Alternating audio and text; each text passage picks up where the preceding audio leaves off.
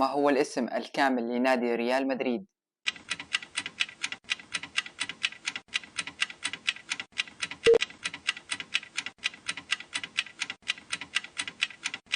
نادي ريال مدريد الملكي لكرة القدم. في أي عام تأسس نادي ريال مدريد؟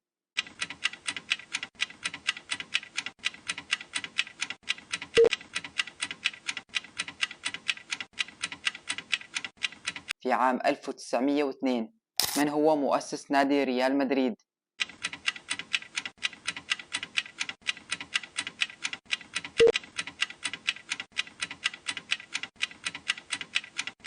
أودولفو ميلينديز. ما هو اسم ملعب ريال مدريد؟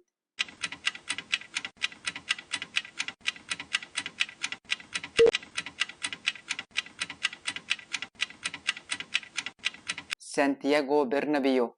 من هو الهداف التاريخي لنادي ريال مدريد؟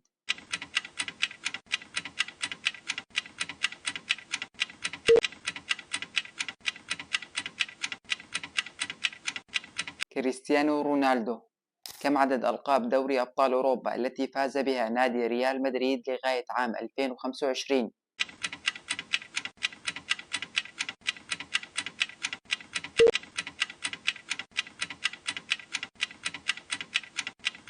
خمسطعشر لقب.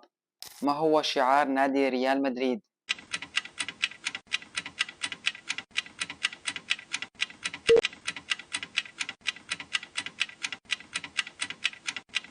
هلا مدريد. من هو اللاعب الذي يحمل الرقم 9 في ريال مدريد وأصبح هداف الفريق في القرن 21؟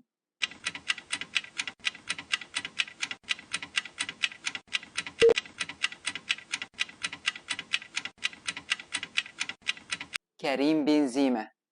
كم عدد ألقاب الدوري الإسباني التي فاز بها ريال مدريد لغاية عام 2025؟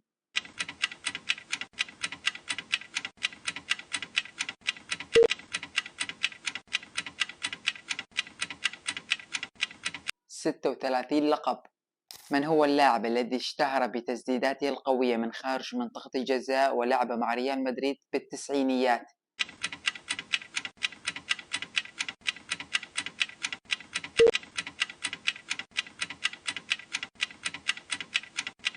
روبرتو كارلوس.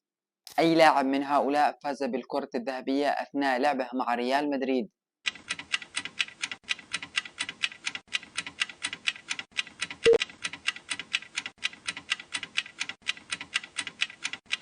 جميع ما سبق.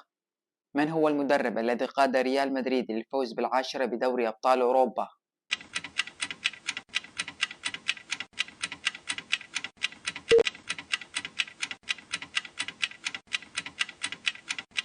كارلو أنشيلوتي.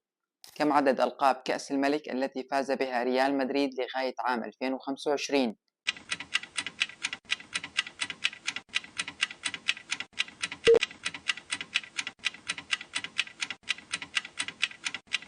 عشرين لقب. من المدرب الذي قاد ريال مدريد للفوز بدوري أبطال أوروبا 3 مرات متتالية؟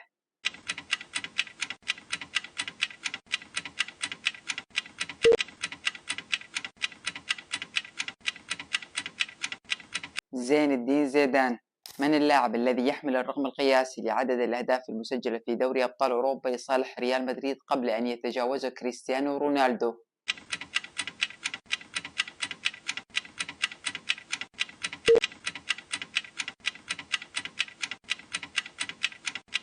راؤول غونزاليز. لا تنسى الاشتراك بالقناة والشير واللايك والكومنت.